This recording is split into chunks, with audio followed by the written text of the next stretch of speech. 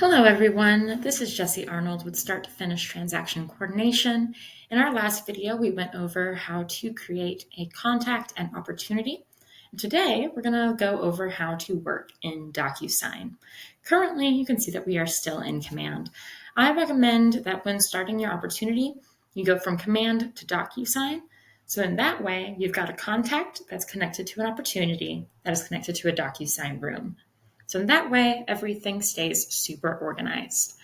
First off, you can see that we are in the Details tab in your opportunity.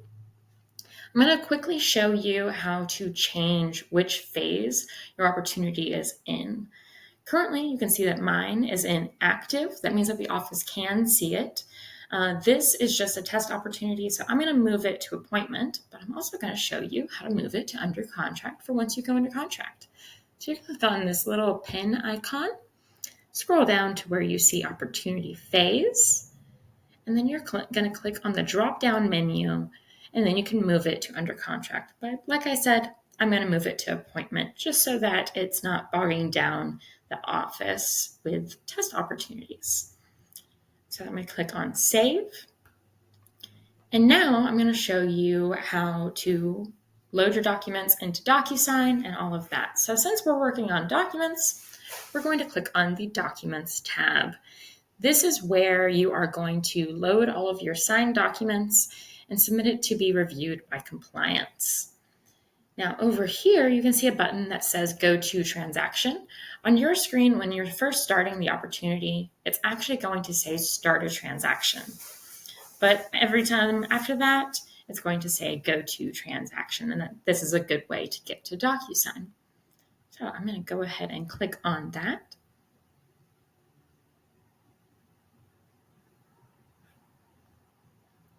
And as you can see, it has pulled up another tab for DocuSign. So what you're going to do is you're just going to log into DocuSign.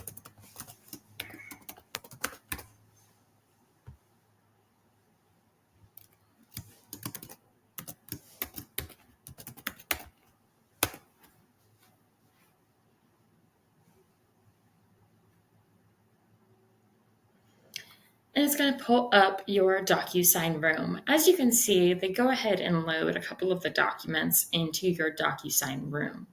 If you need any other documents, you're actually just going to load them in through DocuSign. So then to add a document, you're going to click Add, and then DocuSign Forms.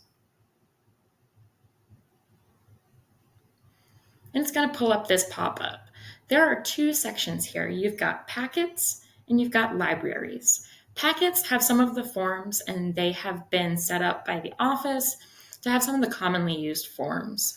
And then you have Libraries. Libraries have all of the forms. So I like to use Libraries because then I can easily search for a form. So I'm going to click on the Georgia forms. If you are validated for South Carolina, you will also see the South Carolina forms in there. And we will go over how to get access to those forms in a separate video. So since this is for a listing, what I'm going to do is I'm going to search for the seller's disclosure. So that's the seller's disclosure of latent defects. I think that the normal seller's disclosure is called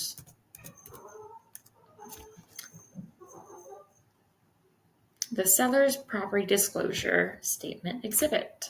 So when you are adding your documents, you're going to search for it, find it and click on it, and then click Add Selected. And you're going to do that with each of the forms that you want to fill out and get signed.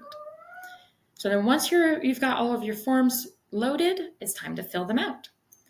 So I'm going to go into the listing agreement. You're going to click directly onto the document.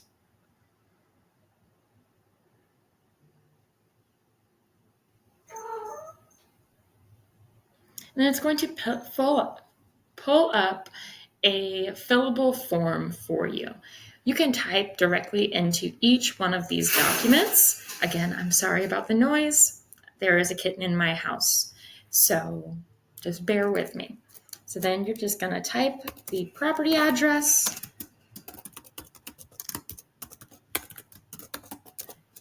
and any other information that needs to go into this form. Once you have that completed, you're going to click Save and Close. And then once you have all of your forms filled out, what you're going to do is create an envelope to get it signed. So you're going to click the check boxes for each one of the documents. I'm going to put 3 documents. Actually, let's go ahead and put all of them. So you need the the listing agreement, the ABAD, water and sewage disclosure, KW wire fraud disclosure, and any other disclosures that come with the property. Up at the top, you can see a couple of different widgets that pop up. You can copy a document, you can move it to different sections within this room, or even different DocuSign rooms. You can email it directly from DocuSign, print them, combine them in case the other agent wants them to be in one PDF, create an envelope, archive, or delete a document. I do not recommend ever deleting a document because then it is gone forever, whereas archive, you can then make it to where you don't have to see it, but you can still review it. If you do archive a document and you want to look at it again, you can look at this drop-down menu and change it from active documents to archive documents. So back to sending it out. Now that we have our boxes checked, we're going to create this pen icon so we can get those signatures and create an envelope. Next, you'll see that there is a new pop-up that pops up. This is so that the signature blocks can be automatically placed where they need to go. Now, even though they are automatically placed, you still need to scroll through and make sure that all of the signature blocks are there. So I'm going to click Listing Agent and Seller 1. If you have a second seller, you can also place them. Then click Continue.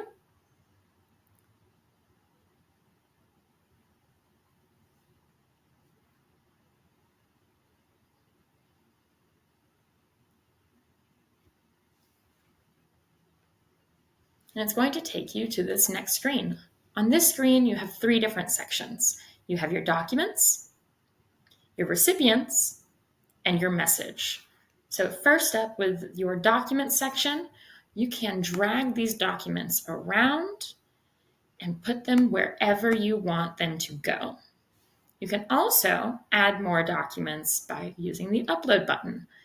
If you want to use a PDF that you have not already loaded into DocuSign, you'll just click Browse and load it straight from your computer, or use the Add Rooms documents so that you can add documents similar to how we just did.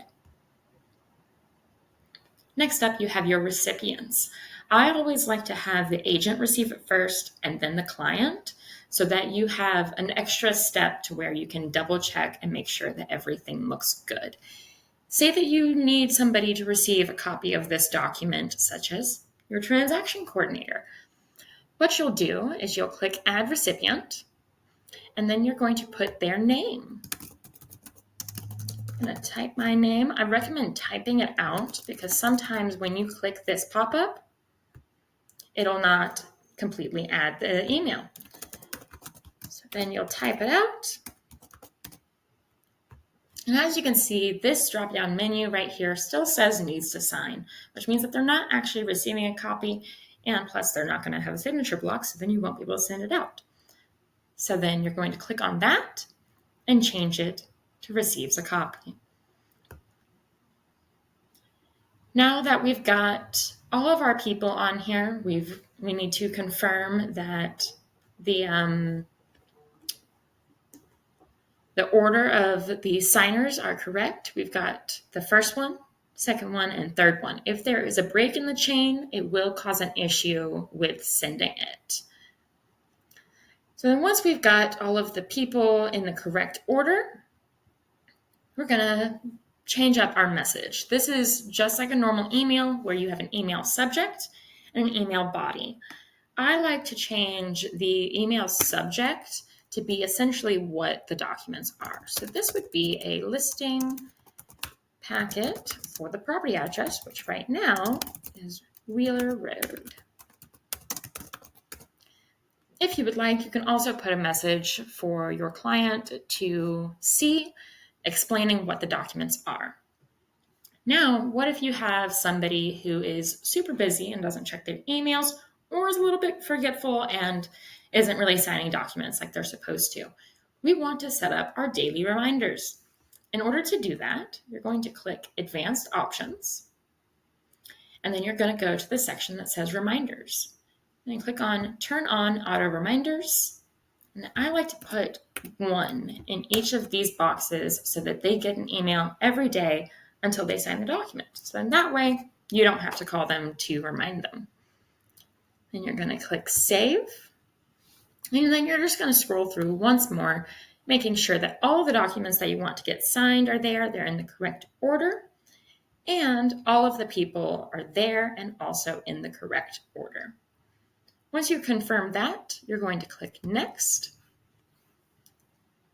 And it's going to take you to the document again. Now, what I recommend doing is scrolling through and making sure that each box is there. As you can see, I haven't filled in most of these boxes because this is just for training purposes. Now, what happens if we type into these boxes? Answer, nothing. Nothing will happen to the box once you've changed it on this screen. It'll still go to your client as the incorrect box. So then if you find that you actually do need to change something, what I recommend doing is clicking on it, and you'll see that there's this section on the right, and then you're actually just going to delete the box. Then you're going to come over here to the left, make sure that you are working under your name at the top left. Click on Text Block, and then you can place it and put whatever information that you would like to put in. This is also really good for if you aren't sure who the attorney is going to be yet or how much they want to list it for. So that way you can go ahead and prepare the documents. And then when they're actually ready to have that information, you can fill it out. So then you're just going to scroll through and you're going to make sure that everybody's signature blocks are there.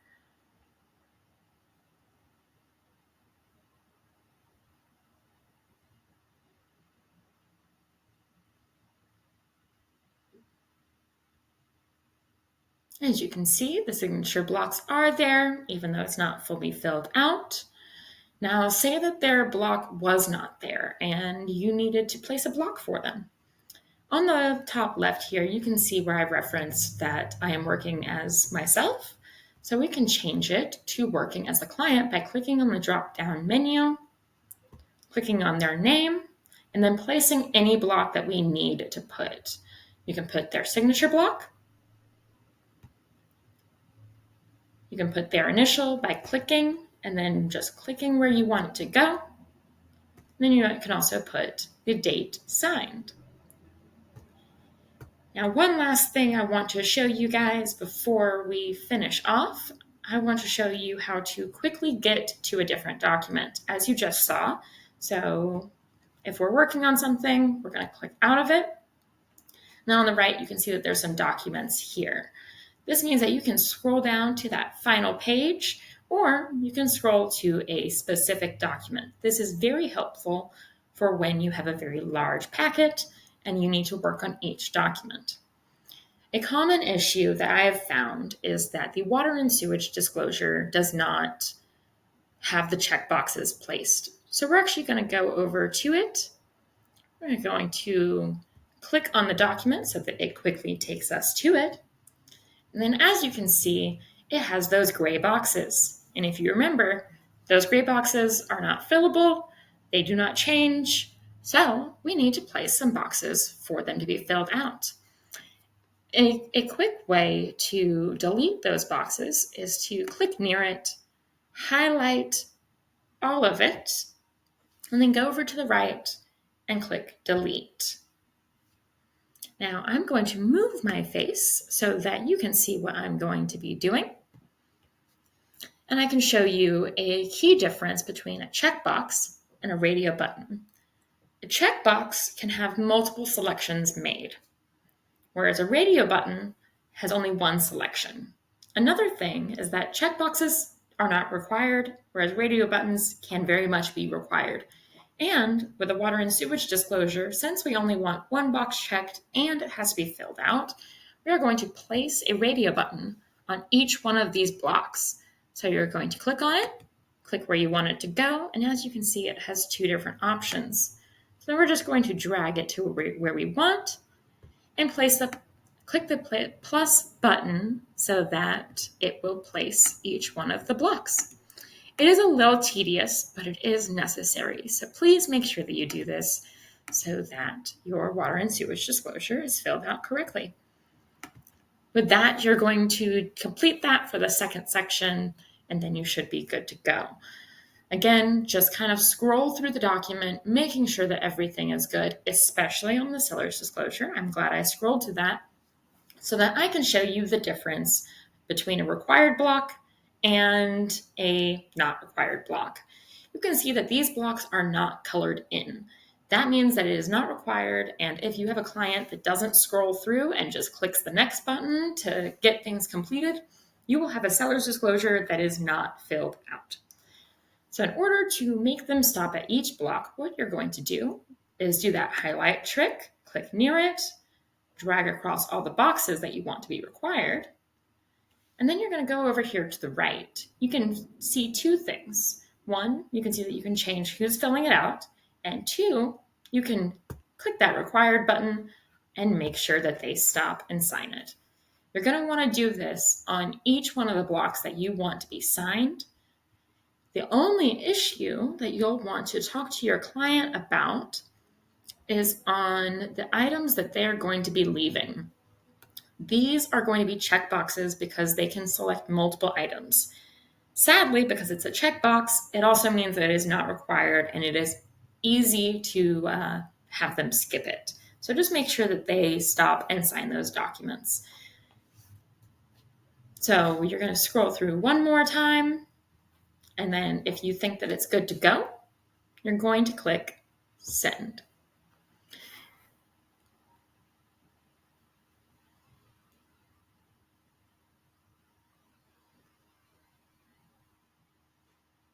So once you click send, it's going to take you to your envelopes tab. It's also going to send you an email so that you can review it via email. This is one of the wonderful things about technology is that there's 100 different ways to do everything. You can either go to your email and you can sign the documents that way, or you can go straight through DocuSign. Click on the document, click on sign. You can also see the order and you can see what you're doing. And click sign.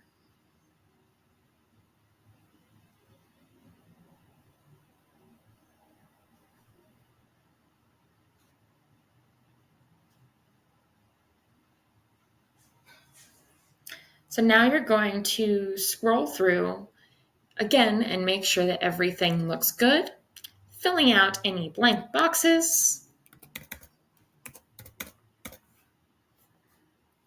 clicking sign and next at each point until you are done.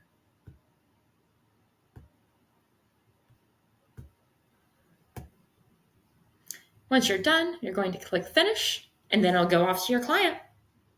I hope that answers your questions and I hope you have a great rest of your day.